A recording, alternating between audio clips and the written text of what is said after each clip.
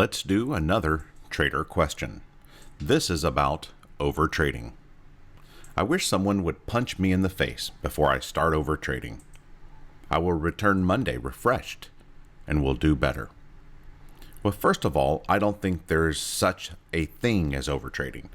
If you have a high probability system, which you should, and you're in the right place, which means you're not in the car line picking up your kids from school, you're in the right place emotionally, you didn't just have a big win or a big loss or a fight with your spouse, you're in a good place mentally, you're not about to walk out the door, and you're trading during the optimal times that work for your system, there's no such thing as overtrading. Continue to trade.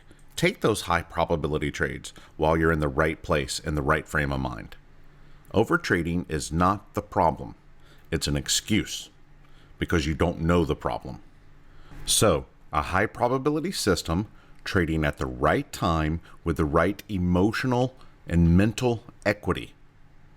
Then, just continue trading your high probability system. That's how one trader views it. Have a great day.